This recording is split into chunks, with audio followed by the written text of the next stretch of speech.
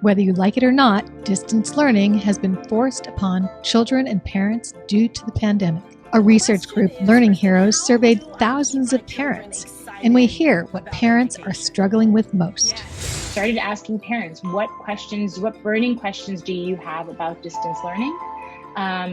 And we then took those questions, put them into categories, worked with Kahn and PBS and ourselves to bring in experts to speak to those topics and how to keep kids motivated, right? How to keep them interested, especially during virtual learning. But then after that, it really is the loss of social interaction that parents are concerned about. Parents sent in some really thoughtful questions around how to help their child at home, right? Parents are working several jobs, they have several kids at home.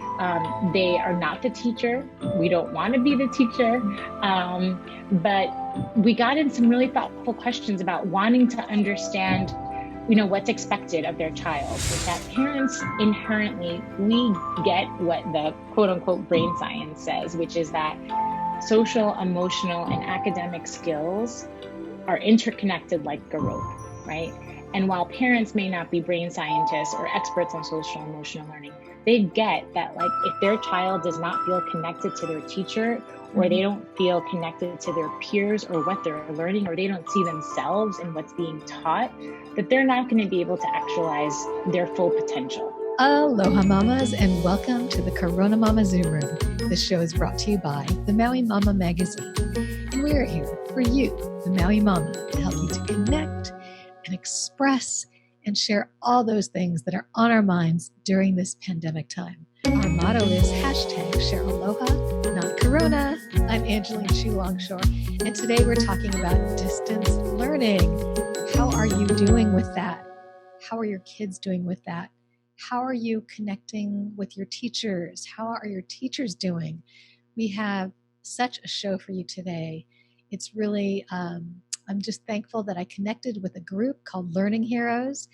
They are a national research group, and they've conducted a nationwide survey with thousands of parents. And so we get to hear what other parents are feeling, which helps to normalize things, right, during this pandemic, and also some answers to some of the most pressing problems that we all have been having. So that's going to be really cool. So I know for me, it's sort of been, a progression of springtime. It was like pandemic school. It was like triage, right? Then we're like, okay, after the summer, we're coming back and we're coming on strong and we're going to have a plan, right? So it was sort of like a little bit Groundhog Day, and then it became a blended situation. So I know some of you are 100% distance still. Some are doing blended. Maui got into more of a blended program with the DOE recently, and most of the public schools, are more blended. Some of you are still opting for staying at home, just completely 100% distant, or doing your learning pods, which is really cool. I hear that's working really well for a lot of you, and a lot of you are really happy with that. And some people are just happy at home. And then there are others who it's not so easy. And I see it in the mommy groups on Facebook. I am part of a couple of distance learning groups on there. I look at the questions and the angst that moms are having and dads are having. Some are just really throwing their hands up. If you're doing blended like we've been doing, then it's this discombobulating feeling of Groundhog Day, of waking up and doing what we're doing, but then it's like, oh wait, is this an in-person day? Oh wait, I got to get my stuff together. What my younger child, he stresses out because he has to think, do I have all the things that I normally before pandemic would have in school, but now he has to cart it back and forth, plus the mask. It's like, oh, do I have my mask? Do I have my books and everything? So, it's that not having that routine, which is also really hard on all of us. It's like some days we're on, some days we're off school or in school, or so that's been challenging.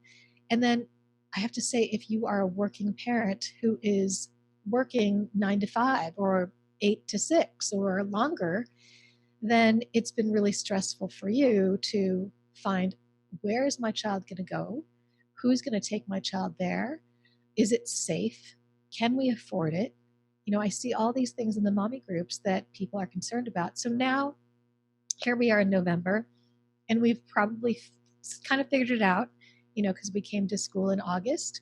And so we're sort of figured out. Some people still aren't, actually, with the, where am I going to have my child do the distance learning after school, or if they're a working parent. So I just have to say kudos to the YMCA for helping us out with that $20 a week distance learning childcare program, all-day program.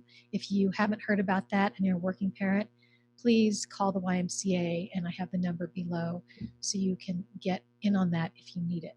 But this has been just one of those times where, we have been suffering. I mean, like, a lot of us have been suffering in this time. So we're talking to this group, Learning Heroes, and they're going to give us a picture of what everyone else in the nation has been going through, which is very similar to us, and then some tips, some advice, some insight from this town hall that they did, which is really awesome. And I also want to say, I talked about this a little bit on the last show. We're going into the holiday season right now. And I did talk about how we kind of need to think about how we're going to gather with our families, because that's what we do. So now that we're in this COVID situation, how are you going to gather? Well, there is a new campaign that I want to tell you about. It is part of the health department that just launched it, called How to Gather for Real. And what they want you to do is to think about, like I said, how are you going to do this with COVID? And they have a whole list of things to think about. So I'll put the URL there below, hawaiicovid19.com/resources. So you can now have a guide. It's like guidance in how to gather with your family, which is really awesome. And for our Actions of Aloha segment, I want to give you the opportunity to be in on an Actions of Aloha. So what's really cool is there's a couple of different things going on for the food insecure, for people who are hungry. And we know we're going to have Thanksgiving, which is just around the corner, and there are people who are not able to afford meals. So there is a campaign that is being put on the Maui Food Bank, where they will feed a family with your donation of $25 to provide a meal box for the food insecure families in Maui. And that's at mauifoodbank.org that you can find that. And you can also participate in Safeway's Nourishing Neighbors campaign. That's now through December 29th, where you donate $10 at any Safeway store. Those funds are collected and will help the Maui Food Bank purchase gift cards in bulk so they can support the people that are hungry in our community. So because of the pandemic, the Maui Food Bank is saying there have been fewer food drives. So there are 37,000 people that they serve, that they feed, and there is really not enough food right now for them to do that. And so just think about that. We're going to the holidays, and if you would really like to help some families to eat between now and then through the end of the year, just do a little donation. Every bit helps. Okay, and here's something new. I want to let the busy mama know. If you would rather listen to this show as an audio podcast, you'll be able to do that soon. I'm launching the Discovery Mode podcast on Spotify and iTunes, which will run this CoronaMama series of shows, as well as other live and recorded shows that I produce, all wrapped up into one place. So for me, being in Discovery Mode means approaching life with discovery and an exploration mindset as we help to navigate our families in this life a little bit better by what we learn. So that's what it's all about. And you can join me there in mid-November. All right, now to our segment on distance learning. I know you've been waiting for this. So I came upon this organization because way back when the pandemic started, I started to think, okay, this distance learning thing is really hard for parents. And I realized that we as parents, of course, we have not been trained in how we are supposed to help our children at home. And so I started to scour the internet as I do some research, and I came upon this group, the Learning Heroes group. So they did, at the time that I saw them, they did a survey in April. So I want you to take a look at this video that explains what they found. In April 2020, Learning Heroes conducted a nationally representative survey of 3,600 parents and guardians to understand how they are experiencing their children's education during COVID-19 school closures. The survey found that parents' experience with remote learning has prompted them to build stronger relationships with their child's teachers and expect more from schools when they reopen. Most parents report being anxious, worried, and frustrated during this time, but a large majority also report being hopeful, grateful, and optimistic. Parents now feel more connected to their child's learning. But a significant gap remains between parents' perception of their child's achievement and the reality, with more than 9 in 10 parents thinking their child is at or above grade level in reading and math. In reality, it's closer to 37%. 7 in 10 parents want to know how schools plan to make up for material that was missed during school closures. As parents think about the next school year, they are energized to dig deeper to help their children succeed, knowing where their child is academically and getting a better understanding of what their child is expected to learn in their new grade. Parents are learning heroes. Let's support them in this role. For the full survey and free bilingual resources, visit bealearninghero.org. Okay, so the Learning Heroes, they did that survey in April. And then when I contacted them, they said, oh, hold on, we're doing a bigger, wider survey. Actually, they called it a town hall, where they were calling people all over the country, parents, and talking with them, having conversations with them nationwide and collecting more data because, yes, in the spring, that was then, and this is now. So once I got to talk to them, they said, okay, after we do this town hall, then we'll give you the results. Well, we have the benefit of talking to these Learning Heroes, people who are so wonderful in bringing together all this data for us. And they will tell us, they're actually going to show us some of the clips from the town hall about really the major, biggest problems that they discovered during this town hall. So let's bring them into the Zoom room. Aloha, ladies. Welcome to the CoronaMama Zoom room. Thank you so much. Would you please introduce yourselves and tell us what you do and what Learning Heroes is? Sure. My name is Wendy Lopez. I'm a proud first generation Latina and also proud mom of 2 young girls who are 6 and 3. And I'm a former teacher. I've been working with families for most of my career and joined Learning Heroes about 5 years ago. Learning Heroes' mission is really simple. We believe and know that all parents are the experts of their children, right? We know our children best. We know what makes them tick.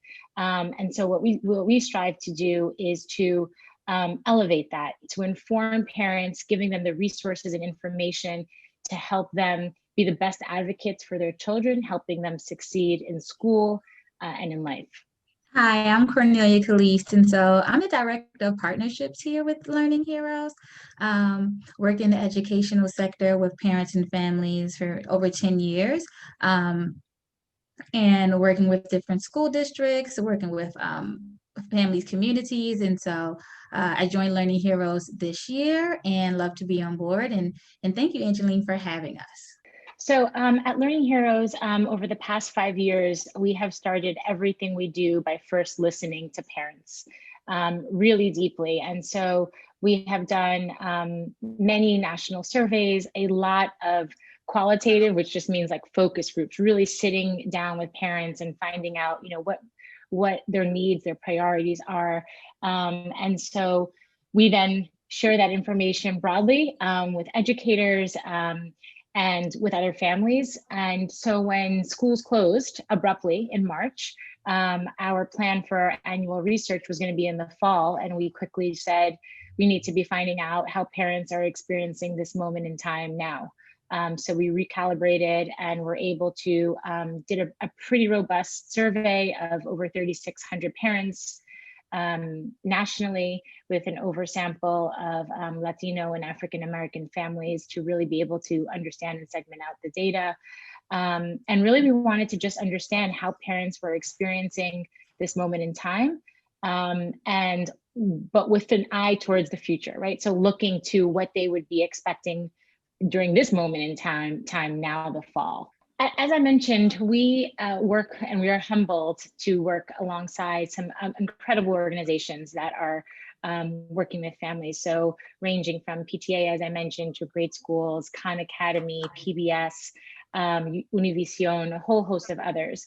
And so we had been working with, organizations even before the pandemic. And so when the pandemic happened, we were sort of positioned to start bringing together our partners. And so that's what we did. We started hosting bi-weekly calls among many organizations to look at making sure that we weren't duplicating efforts necessarily, but rather elevating our efforts, helping to convey them and make sure that our efforts were reaching parents. And then also identifying ways that we could work together. And so one of the ideas, actually, and the idea came from our co-founder, Cindy Williams, was to go direct to the parent, pretty much put on like a TV show, probably in the same way that you do, that is engaging, but that most importantly, and this is, in lockstep with our research, is informed by real parents. So we partnered with Khan Academy and PBS, and we started, through social media, through their channels, through our channels, started asking parents, what burning questions do you have about distance learning? And we then took those questions, put them into categories, worked with Kahn and PBS and ourselves to bring in experts to speak to those topics. And I'm excited to dig in to touch on some of those and hopefully show some of the clips, but sort of in a nutshell, some of the things that rose to the top, which I know I am feeling certainly with two young daughters, is, the first is like how to keep kids motivated, right? How to keep them interested, especially during virtual learning. And even if you're, transitioning to blended learning, it's still a lot of screen time. How to keep them motivated when they're not seeing their friends. That loss of social interaction in our research we have found is at the top. I mean, safety is number one. It's like number one, number two, number three, safety, safety, safety. But then after that, it really is the loss of social interaction that parents are concerned about. That parents inherently, we get what the quote unquote brain science says, which is that social, emotional, and academic skills are interconnected like a rope, right? And while parents may not be brain scientists or experts on social emotional learning, they get that, like, if their child does not feel connected to their teacher, or they don't feel connected to their peers or what they're learning, or they don't see themselves in what's being taught, that they're not going to be able to actualize their full potential. Right? Okay, Cornelia, tell us about this video and who we're going to be hearing from. You're going to be hearing from Tracy Potts and Christian DeCerbo from Khan Academy, how to keep your child excited about learning and tips to really maintain a positive attitude about learning. Question number one, this comes from Paula in Big Lake, Alaska, with a second and a fourth grader, and also Joyce from Santa Fe, New Mexico, with an eighth grader. The question is, Kristen, how do I keep my children excited about education? Yes, and as you said, we got a lot of questions along this same line. So if you're struggling with this, know that there are lots of folks right along with you.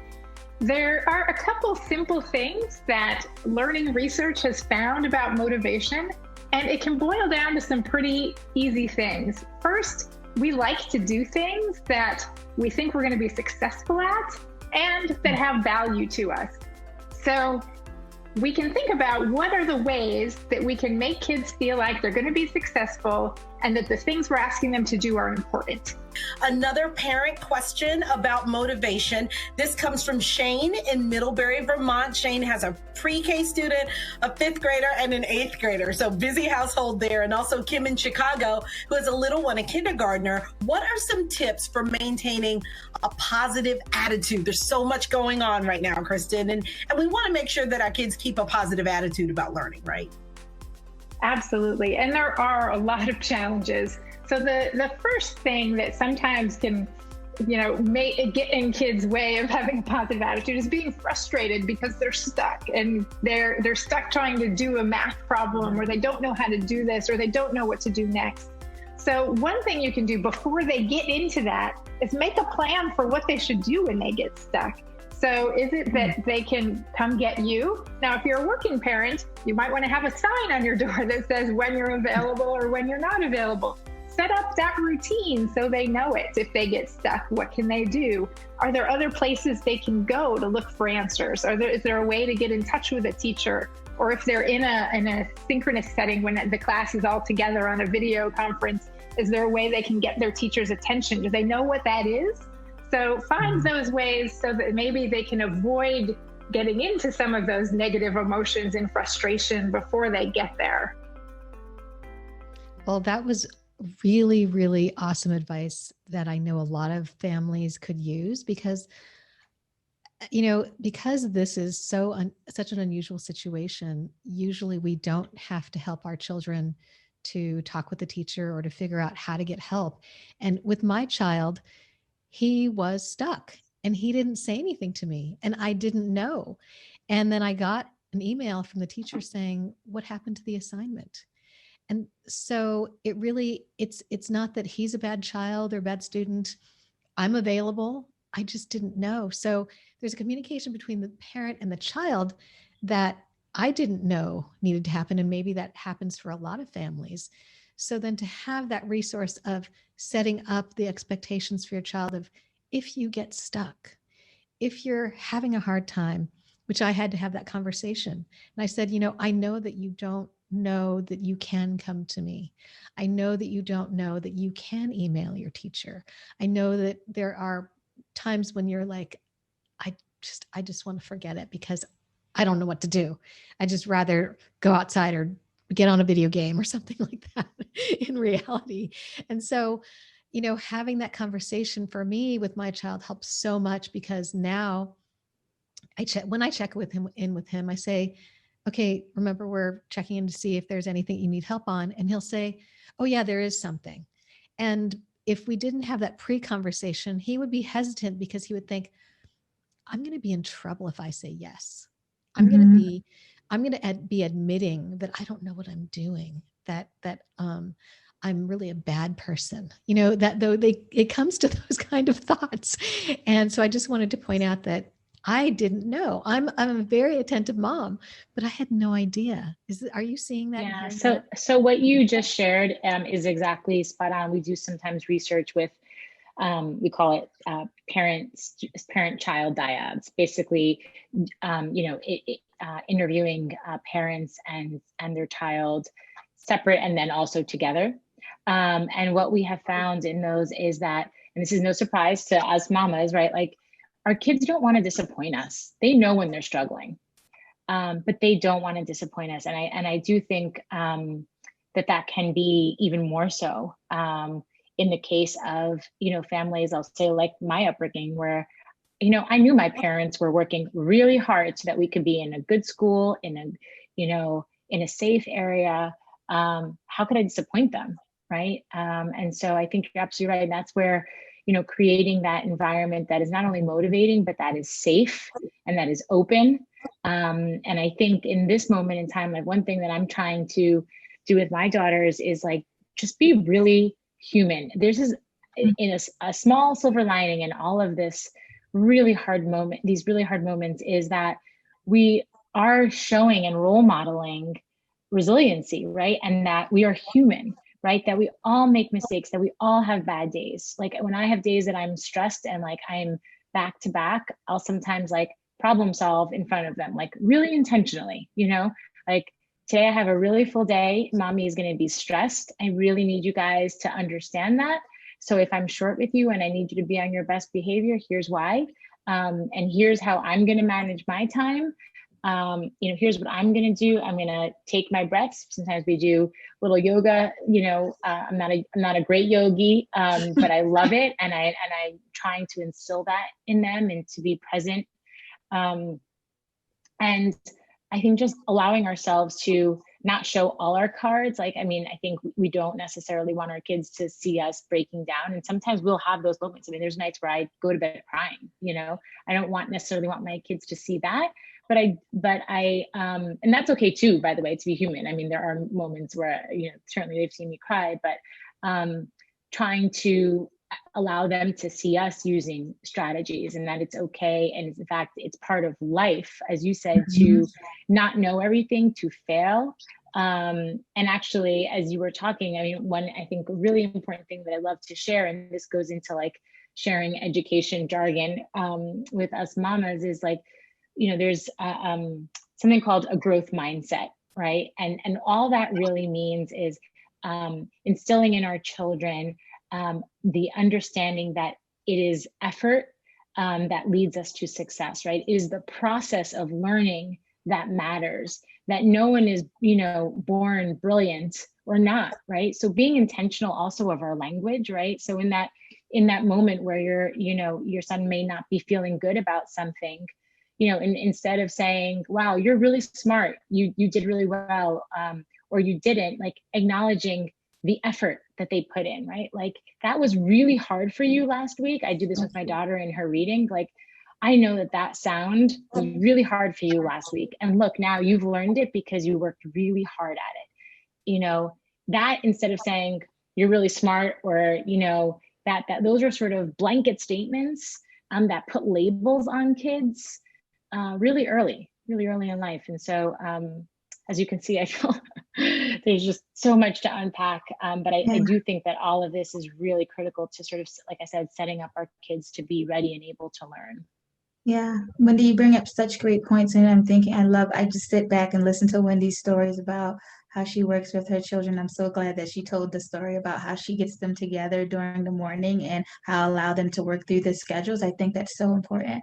But just a lot that I'm hearing what you're saying is validation. It's okay to be human in front of your children. Children need to see that you also have emotions, but a lot of what I heard and what Kristen talked about is being able to set some clear expectations and boundaries. So even if you're going through blended learning systems or hybrid models, it's important for children to know that they can come to you and ask questions, but when is the appropriate time? It's also a good opportunity to have that communications with your child's teacher of what supports can I use at home to support my child while learning online that can best support and motivate them in the classroom. So it's an equal balance of the two, but I thought that was really important to mention and point out. Yeah, early in the pandemic, I was having a lot of anxiety, not able to sleep a lot. And then I came to this realization that I was actually in grief, and I was grieving our old life. I was grieving the life that we had. And when I came to that realization, I said to my children, I just realized something. I said, you've probably seen me having a lot of anxiety, and I haven't been able to sleep. And, I know that's not normal because I usually sleep anywhere in a moment. And I said, but I just realized that we've lost something. And that's what I've been having anxiety and sadness about. It's our old way of life, and it may never come back. Mm-hmm. It's just, we're in this new life, and they're in middle school, so they can comprehend that. But I think even if they were younger, I would still say that. And so I help them also to see that I am acknowledging where I was and that I was confused about where I was, and I didn't understand it. And it took me time to process that and to verbalize that I'm struggling.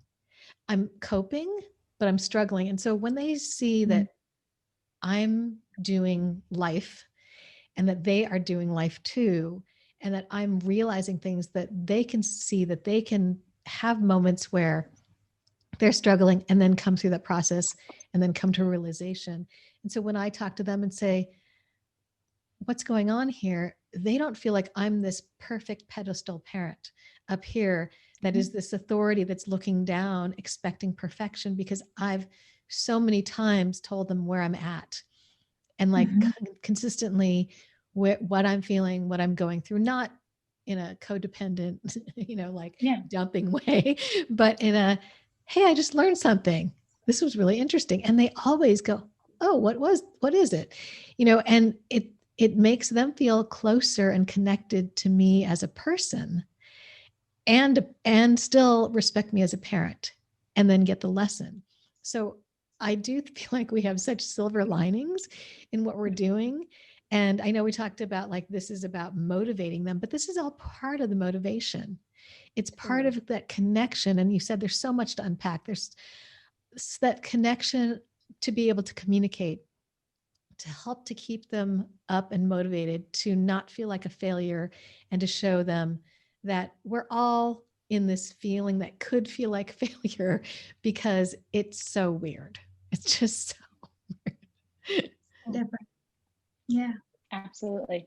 And it's part of being human, as Cornelia said. I mean, it's not funny. That's actually a line that I use with my daughters all the time, where I'll, I would say, mommy's human, right? And I'll use it in different contexts. Like sometimes if, they do something that, hurts my feelings, I'll say like, that hurt my feelings. So like you said, it's, COVID, but also pre-COVID, post-COVID, being human and helping, something you said that I think is so important in terms of labeling feelings. Like you labeled your grief, right?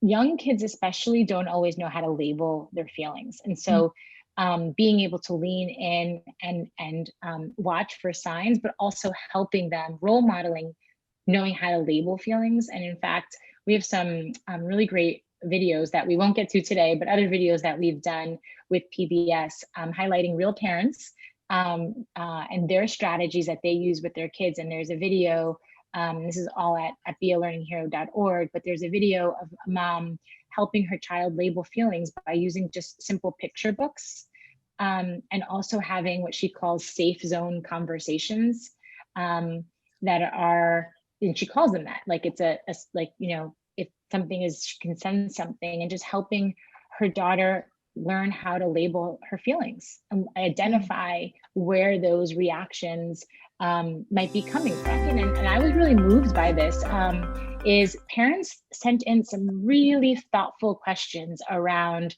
how to help their child at home, right? Parents are working several jobs, they have several kids at home. They are not the teacher. We don't want to be the teacher, but we got in some really thoughtful questions about wanting to understand, what's expected of their child this year. And that was in lockstep also with what we saw in the national survey, by the way, like wanting to understand grade level expectations, wanting to know how to support specific skills, even if parents may not feel comfortable, right, in talking about that. Like how do you talk about specific skills? So that was really interesting to see, and we were able to pull in some amazing experts to speak to that. So Wendy, tell us about this next video. Who are we going to be hearing from? Yeah, I'm really excited to introduce you guys to a mom and literacy expert, a leading literacy expert, Sue Pimentel, and she's going to be talking about how to build knowledge at home.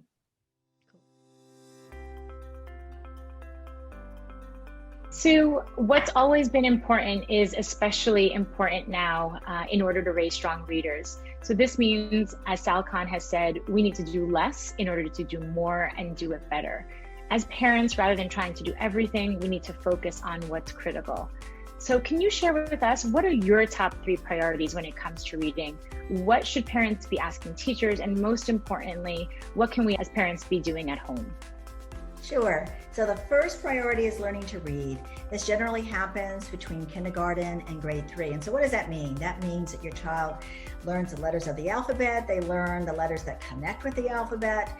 They learn how clusters of letters form words, and then words into sentences. And then finally, they're reading simple books. And there are a ton of things that parents can do at home to support your children to read. The first thing I want you all to know at home is you don't have to do all the technical stuff that goes along with learning to read. Leave that to the schools, leave that to the teachers. But here's what you can do. You can play verbal games with your children, rhyming games and other silly word games. You can practice writing together, writing and forming letters together. And this can be done with an older sibling. It can be done with another caregiver. Kids love this. And you'll notice on the visual that there's reading, reading, reading, reading. So your children can read simple text to you and you can read harder text to them. And let me just tell you, I'm a grandma, a proud grandma. I live in the East Coast, they live in Hawaii, but every night my second grader, who is learning to read, reads a book to me. So the other night he read one on dinosaurs. I couldn't even pronounce some of the names he was saying. And the other one was a poem on Princess and the Pea. So we do this daily and it's lots of fun. The last thing I want to leave you with here, because it's kind of a cool thing and I was surprised to learn it, which is turn on closed captioning when your child is on TV, if you've got that available, because then your children will be able to make a connection between spoken language and printed. I think this speaks to the fear that a lot of parents have about their kids falling behind and that pandemic gap that I hear people calling it. And, you know, I know that a lot of homeschooling parents are just like really having a great time. I mean, not a great time, but feeling comfortable. They say this is not affecting them so much because they're so used to just using real life as a lesson. And we as parents who used to usually send our kids to public school or private school and don't homeschool, we're not used to thinking of those things. So it's really interesting because then when I've read about the falling behind aspect, experts are saying we really are not going to have to worry so much about that because we're all in this at the same time worldwide and that we're all in this pause, and at the same time it's a different kind of learning that's happening and it's actually fulfilling, I think, a different part of the learning equation that we haven't had in traditional learning. So what are your thoughts on that? And what have you seen? Yeah, I'm glad that you brought up the sort of learning loss data, because it's been interesting in our qualitative over the past couple of months with speaking with parents. It's exactly what you just said. Parents don't necessarily, in fact, they feel pretty strongly, they don't want to feel this burden of a learning loss. They feel like we're all in this together. And, you know, the system, you know, school's closed, and here's where we are. And so I think that's an important thing to listen to, right? This is the situation we're in. Parents are overwhelmed as it is, right? Nobody needs to add another layer of stress on our shoulders. Let's look at what we can do, right? And, you know, Sal Kahn from Khan Academy had a great article a couple of weeks ago where his call to action to parents was, this is a year for us to do less in order to do more. And what he means by that is, you know, let's focus, let's find out, and this will, you know, we're going to be talking about parent-teacher relationships in a minute, but let's find out what are those core skills and lean into those. And I think Sue's point in this video was there are so many things that we can do as parents, even if we're not teachers, leaning into our children's interests, right? Whether for my daughter, that's, you know, space, or for others, it's sports. Actually, she's really getting into baseball, so that's another one recently. Or she really loves to bake with me when we can. There is so much math in baking. You know, there is so much opportunity to bring math and literacy skills alive in those everyday ways that are meaningful, right? And so, you know, I think Sue really hit on that, like at the end of the day, learning is about building knowledge, right? It's really ultimately, you know, yes, it matters to get good grades, but what we've seen in our research is also that, you know, grades don't necessarily equate grade level mastery, right? Grades often mean effort, right? And so in our research with teachers, you know, they'll share that, you know, parents rely too much on grades alone. And so we really want to help parents have see all of the multiple measures that exist for them to have a more holistic picture of how their child is progressing. And I think by knowing what those concrete skills are that their child needs to learn, and then helping them build that knowledge in everyday real world ways, like Sue was pointing out, can just be so meaningful. I think the fact that you're talking about meaningful and purposeful is really an important aspect for the child to feel.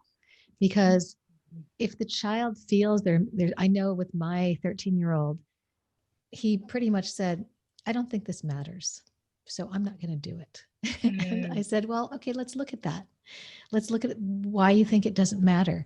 And, we had a long conversation, which I won't get into, but when he realized how it matters, how it fits into his life, then he was so willing.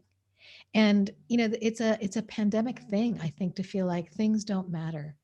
My grades won't matter. Does this really matter? It's sort of, I don't know if there's a depressed mode that kids could get into, because it feels like this is just not the same.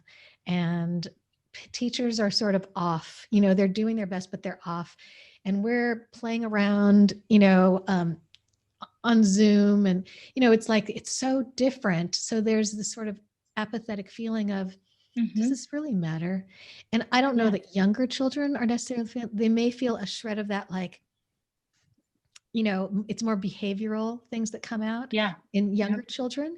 And so just couching it in the way that your child can understand how this fits into the future and even the present well-being, the benefit of, why am I doing this? And I actually said to my child, you know what? It doesn't matter. The actual assignment doesn't matter. So let's look at what we want to do that does matter. And what are the parts that make the difference in, okay, what do we care? Do we care about the grade? Do we care about how we're going to get into whatever, school in the future, university? What are we looking at right now? And in this pandemic time, I think that universities are going to look on this time very differently. So I said to him, I think that that's true. So what are we actually trying to do here? What are we trying? And we worked it out together, what we're trying to accomplish, so that there was some sense of like ownership in what he was trying to do, which got him on board. And then it's his own. So I think for me, as a parent, that's how I'm dealing with where we are now, because our expectations need to change. And the teachers' expectations are different too. They don't want to say it, because every child is different. So they don't want to give them leeway to just forget it all. But at the same time, that's where the parent needs to come in to say, okay, let me think about my individual child and say, okay, have a conversation with the teacher saying, this is what we decided is really meaningful and is working, so that the child is on board with learning. And I think that's the key thing here, is in this time to feel that the child is still learning in whatever aspect they need to do that in. Does that make sense? Oh, completely. And I think that while it's really hard, that could be, we've been hitting on a couple of silver linings in all of this, that what we're really talking about, and what Sue's point was, that it's ultimately bringing back to the purpose, right, of learning, and building knowledge around the things that we care about, the things that we're interested in, the things that we're both good at, and the things that we may not feel like we're that good at, but can be, right, if we work a little bit harder. And I think, as we talk about, as we start to talk about the parent-teacher partnership, that's also where parents have so much to offer teachers as we're noticing these things. And when you were thinking, continue. I was going to say, Angeline, what you were doing with your child was connecting the dots. And sometimes we find that that's essentially helpful, is what Christian mentioned from Kahn Academy, is you needed to help your child be able to find why this information matters, and being able to project and kind of see long term. Sometimes we find it's important to stay in the now, but then in the now can become a little bit cloudy. And so we find that students also look at, well, I'm learning this, but maybe it's not making sense. So why do I need to know this right now? And so I appreciate how you took the moment with your child to be able to connect the dots and help them feel more motivated by realizing why it matters, and then thinking future focus of where they can see themselves long term. Mm-hmm. Yeah, and I was going to say that I've noticed and I've heard from a lot of parents that these learning pods are doing very well. They're very happy with them because it's a different kind of experience that's different from what has been happening in education. And I've also heard educators saying that there has been a need for revamping how we teach. So it's really interesting how we're forced into where we are now, but it's helping everyone to look at how children are learning in different ways through this pandemic time and what we can utilize that's happening, that's working, and bring that into the school systems. And I know that's a hard shift. Sometimes the bureaucracy, the bigness of it makes it really hard. But it's a chance, and parents are hoping it's a chance that the school systems and whomever decides can see what is working. And a lot of parents are going to homeschooling and learning pods because it answers some needs in children that they need. And maybe they've needed for a long time. So I'm hoping that maybe if any people that are the deciders might think about that and say, it can be revamped. It just takes some doing and some getting on board with that. And I feel like I might be stepping on some toes or getting into boundaries where I really don't belong. But at the same time, I'm speaking for the parent, and Totally. from what I'm hearing, and the parents are saying that they're loving it when they're homeschooling, even the new homeschoolers. They're loving the learning pods. They're loving the experiential learning of a group of kids, those cohort bubbles, going out and doing activities and having fun and feeling like it's not sitting in front of a teacher in a classroom. So yeah, that may couldn't be. agree with you more that it could be a chance for us to flip education on its head, right? Like in moments of crisis, that's the saying, innovation comes from moments of crisis. I think I got that wrong, but I will just say one thing about the learning pods that does concern me, and that is the equity around them, right? And that, for many families, it's not possible. And a lot of kids are spending a lot of time in front of a screen because that family doesn't have the option, is focused on keeping food on the table. So I do worry a little bit about, just making sure that all kids are being served in whatever format, whether that be, through their public schools and, learning pods, and how we all come out of this at the other side of it. I read about something, and I don't have all the details, and maybe it's just Hawaii, but some funding for that purpose of learning pods for those who can't afford to hire teachers and tutors and people who can lead those groups when parents are working the 3 jobs that they need to survive. Yeah. So that would be amazing. And I also read about something that there might be funding for real family leave for situations like this, where parents may be able to come together if there's funding from the government to form learning pods, where right now it is those that have the abundance to be able to hire these coaches and teachers. And it really could be for everyone if we can figure that out. So just putting that out there, it's a possibility. Amen. Yes. And then finally, and this is near and dear to my heart because I wear always 2 caps, right? First, mama hat, but I am also a former teacher, and my mom is a teacher, and watching her go through this transition at the end of her career has been incredibly eye-opening and sobering, and at times very painful for me. because she is having to relearn everything, right? She is a teacher, an old school teacher who connects with her students in person. And now, I mean, I was cramming, helping her learn how to Zoom. Once we learned how to shoot, we taught her how to do that. Then her school district decided, no, you can't Zoom because you can't see the kids. I mean, she works in a low income district where there was just not a lot of leadership, quite honestly. And so I share that as an anecdote, that the third area is like parent-teacher partnership, right? Like parents as teachers, as allies has always mattered, right? There's tons of research, ours and others, that point to that. But in this moment in time, nor parents and teachers cannot do this alone. While we are living this at home, that teacher on that other side may have kids of her own in the background, right? And whether she's, a digital native or not, like my mama, it's probably challenging. So, we wanted to sort of dig into the topic of, how parents and teachers can really be allies in this moment. So Cornelia, tell us about the video we're seeing next, and who are we going to be hearing from? So we're going to be hearing from Felicia, who's a parent in San Antonio, and Robert Hendricks, who's the founder of He Is Me Institute and also a teacher in Boston, Massachusetts. And they're going to be talking a little bit more about the parent-teacher partnership.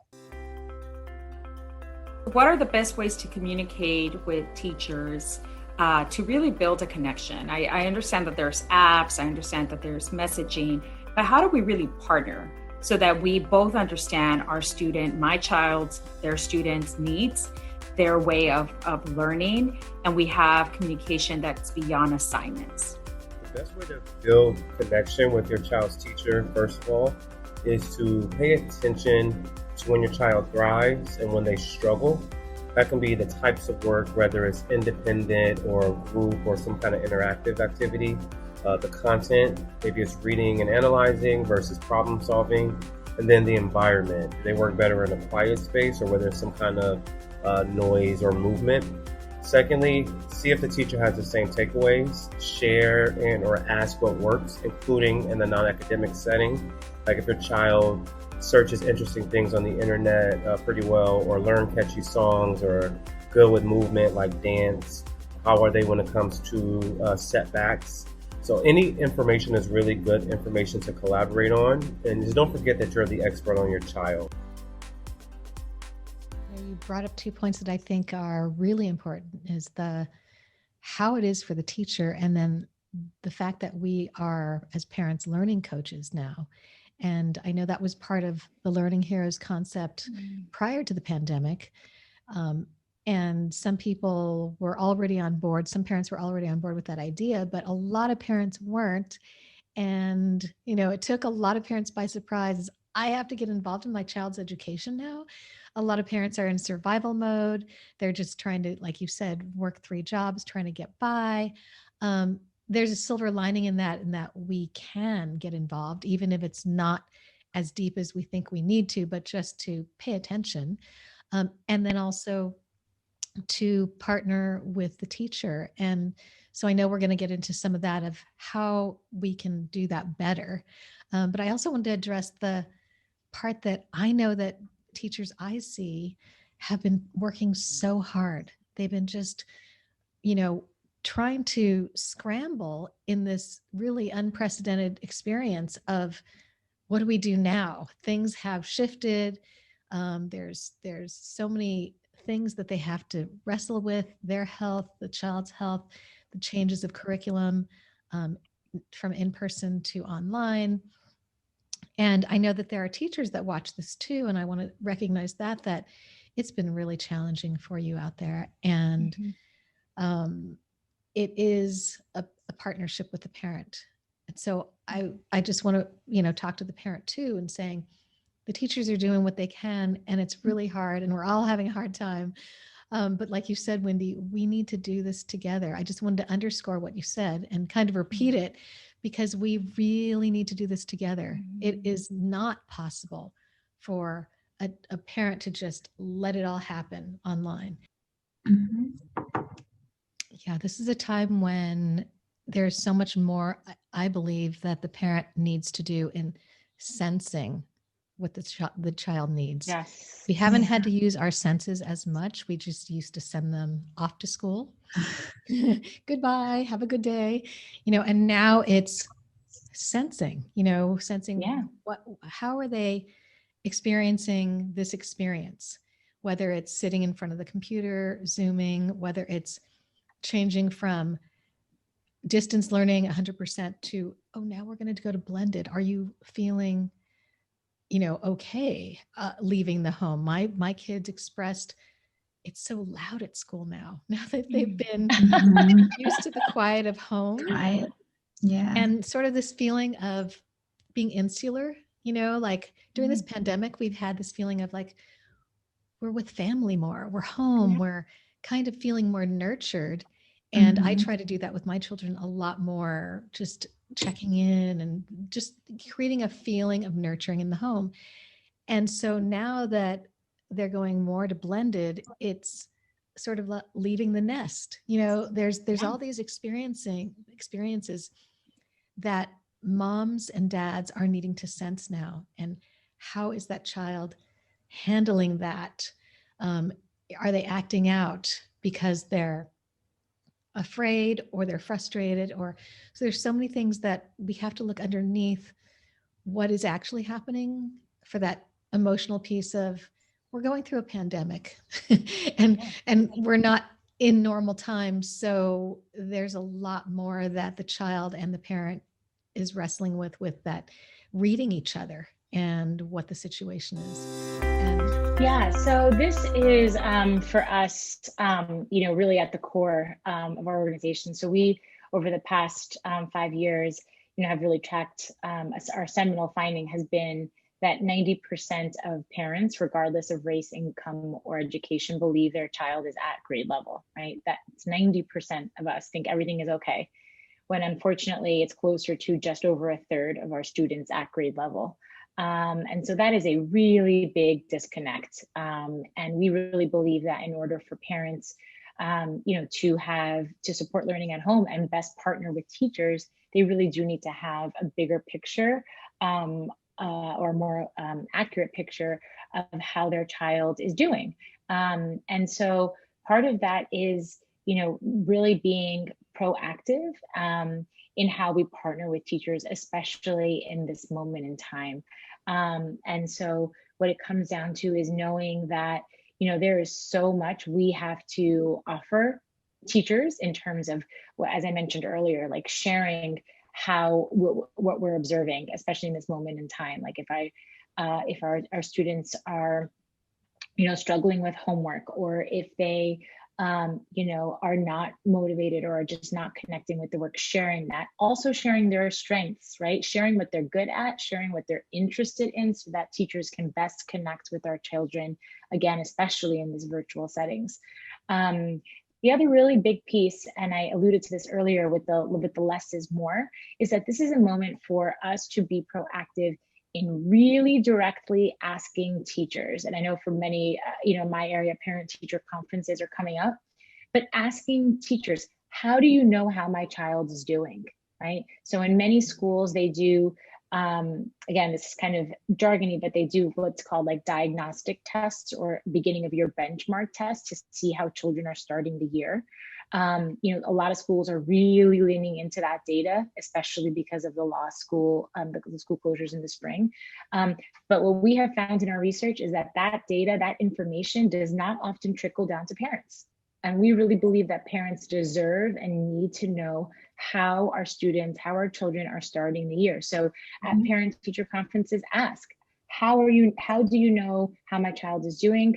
Can you share that information with me? And then from there, asking, like, what are the 1 to 3 really important main skills that my child needs to learn this year in reading and math, and how can I support at home, right? Like, again, less is more, not feeling like we need to cover everything with the teacher, but focusing in on how they are doing, what they need to focus on, and how we can support at home in a really concrete way. And in fact, we've created some tools to help parents and teachers around this. So we have something called the parent-teacher planning tool. There's one version that can sort of be initiated by the teacher, right? So it's a really simple 3-step process, sharing that beginning of year information, that data with parents, asking parents to share their reflections on what they're observing, asking about the social emotional pieces that we've talked about, that motivation piece. And then the third step is coming together to co-create a plan. Which is what I just outlined, right? Like, what are those key skills? What are those key strategies and supports that you need at home? So, you know, for teachers, we've also created a whole discussion guide on, you know, helping navigate conversations with parents, really breaking down, you know, in concrete parent-friendly ways, you know, what this data means and how parents can support at home. And, you know, I will just say sort of in closing that, again, you know, I alluded to this at the beginning, but this is parent-teacher partnerships have always mattered. This moment in time allows us to really redefine what these relationships look like. It's up to us. At the end of the day, it is up to the parent and it's up to the teacher. So yes, districts and schools and school leaders have policies, and you know, some do parent teacher nights and that's it. Some do really meaningful family engagement. And whatever system we're in, because some of us are in better systems than others. That's just the truth. Whatever system we are in, this is a moment in time where we can take back that relationship. It can start with us, me, Wendy, as a parent, and not being shy and making the time to share and be an advocate for my child. You know, for example, my daughter, and I like get emotional about this. My daughter is really bright, I think, right, as every parent. But over the past year, I was really concerned about her reading. It just wasn't clicking. And over the summer, I discovered that she has a really significant eye issue. And she got glasses, and now things are clicking for her. But at the beginning of the year, when, you know, in the context of virtual learning, you know, I made it my point to email the new teacher and just say, listen, you know, she just got glasses. Here's her situation. It's starting to click for her, but here's what I'm noticing. I was proactive in sharing that information. And maybe she would have asked. In some schools, they know they'll send out like a survey to learn more about your child, or like a little activity sheet, you know, all about me in the younger grades. In the older grades, that does not happen as much, but we still need to be sharing, you know, what their strengths are, what their barriers are, what their interests are, and then demanding in a nice way, or asking, what can I focus on and what can I do at home? Mm-hmm. It's really facilitating that bridge from the teacher and the child, that communication. Yeah, and it goes all, and the student as well, like you mentioned, right? Like, and it really needs to happen 2 ways. Sometimes it's initiated by the school and the teacher, and sometimes it's not. And so we need to be proactive in this moment and have the confidence to do that. You know, I've worked in and continue to work in a lot of communities where language is not the first, you know, English is not a parent's first language. And so knowing, you know, in those cases that we have the right to ask for interpreters, or, you know, knowing that we have the right to ask for, you know, if those parent teacher meetings, and this is less so, I think one thing we've seen with virtual is that it does add more flexibility in terms of how parents can connect, and that could be another silver lining. But just, you know, if when things go back to normal, if parent teacher conferences only happen at night and you're working, like demanding that they find another time for you to meet with your child's teacher.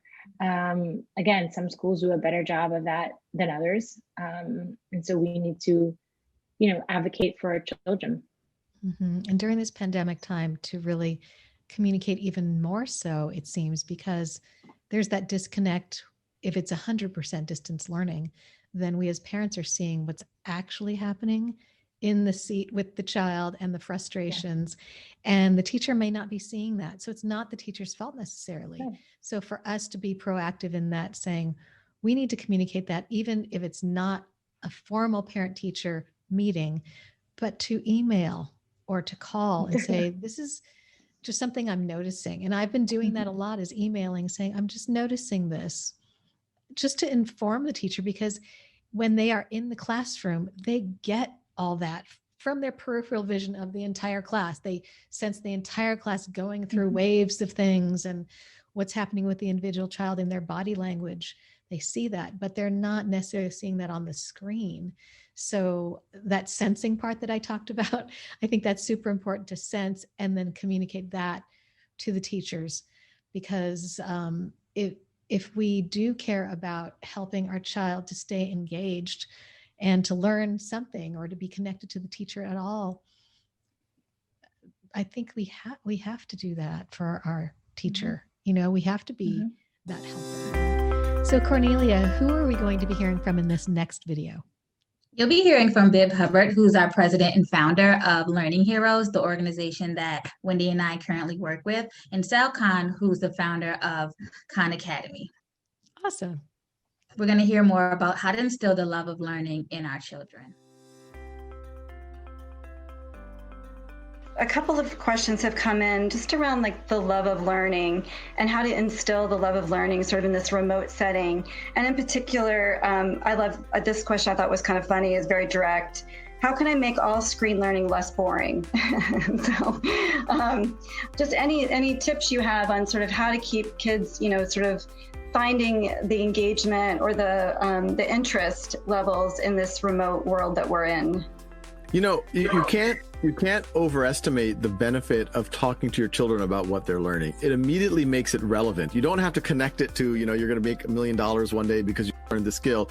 If just a parent asking over lunch, so, hey, I heard you were talking about, you know, factoring a quadratic. What does that do? How can I use that? You know, I think that's useful for, you know, some physics or whatever else. And if you as a parent aren't familiar with it, and if you learn it, that's going to be even a stronger signal to your child that, hey, mom or dad's 40 years old and they're relearning it. I might as well learn this while I'm 12 years old.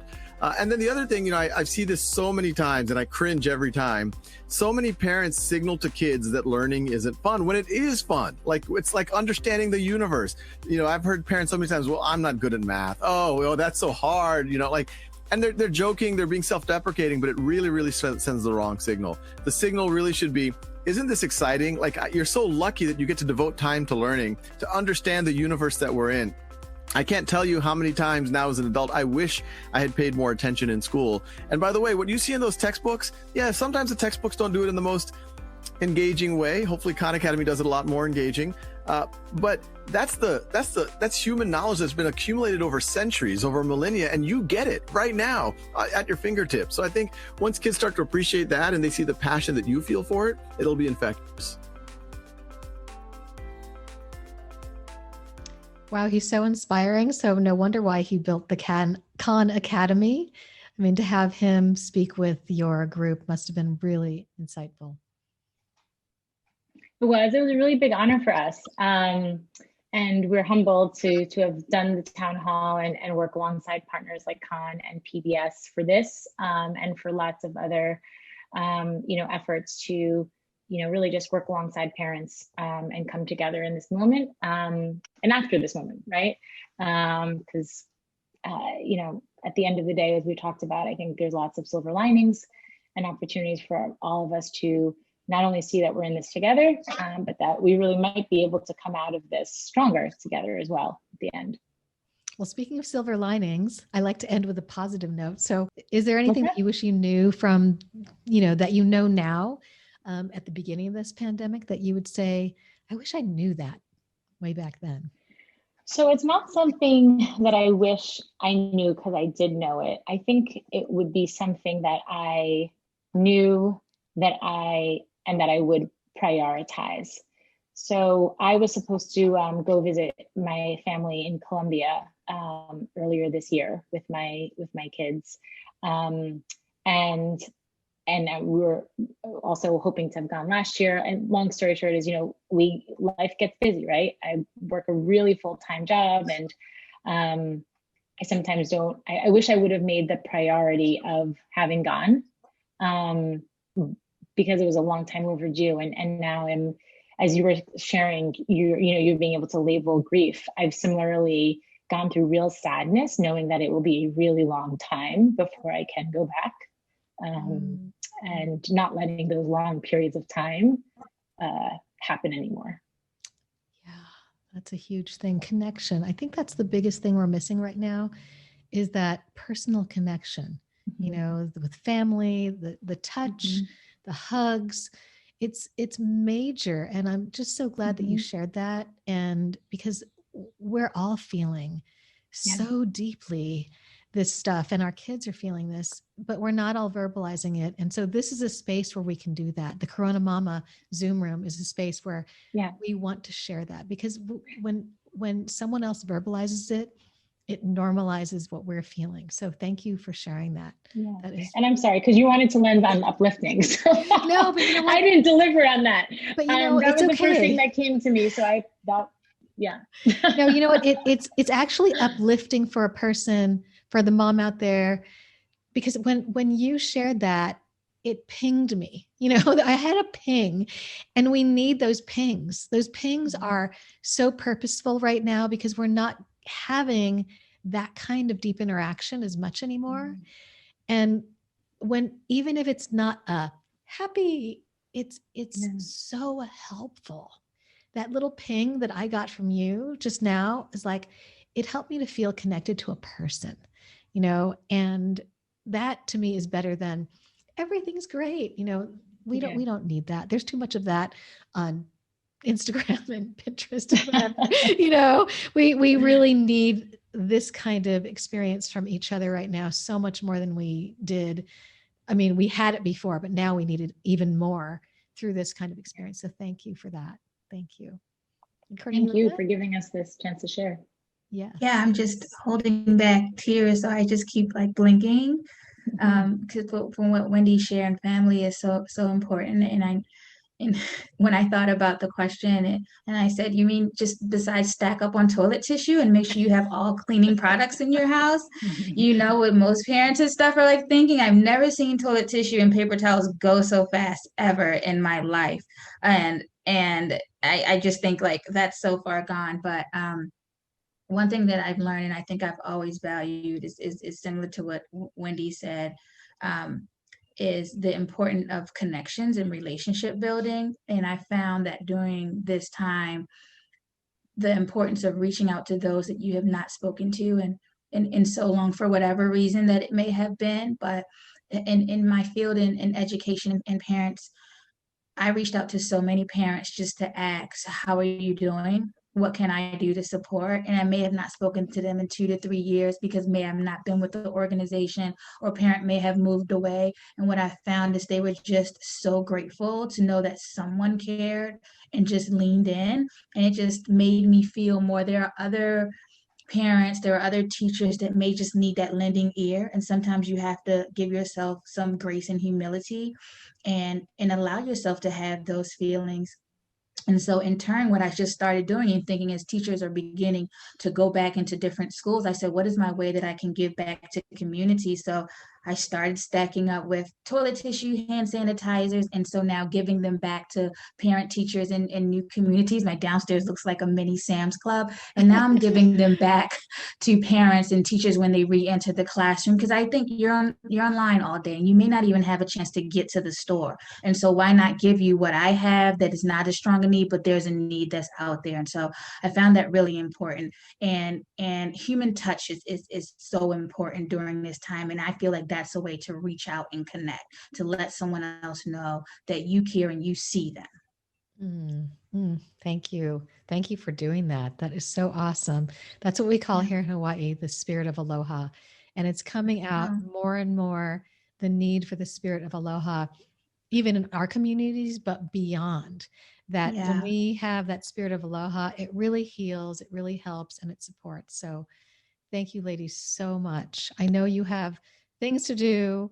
I know, Wendy, you have kids that are probably going to be like bursting in and banging at your door. So where are you zooming off to? Take care of the kids? Yes, I'm going to owe my husband some off time. Oh, thank you for doing this, Cornelia. This was fun. Yeah, Cornelia, where are I'm you going doing? to zoom off to probably having to start dinner, and I'll just finish up some work, but start off on dinner. But thank you so much for having us. I really enjoyed this segment. And hello to all the mamas out there in Maui. Thank you so much for just tuning in. And I just can't wait for us to connect soon.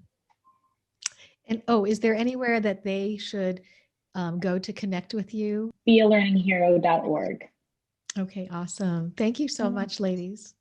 No, Have a thank great you. night. It's nighttime where you too. are. Okay. Bye. Okay, mamas and dads, look at this. There is so much information here on the Learning Heroes website.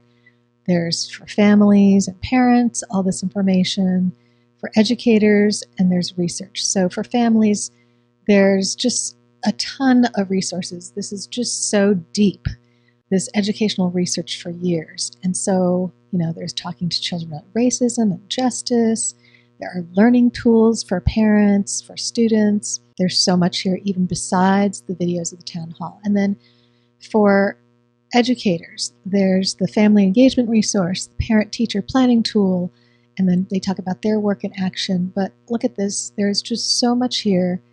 It just helps you through year-round family engagement, the teacher tool, parent-teacher discussion guide, principal guide to leading in the time of a pandemic, Learning Hero roadmap, readiness check.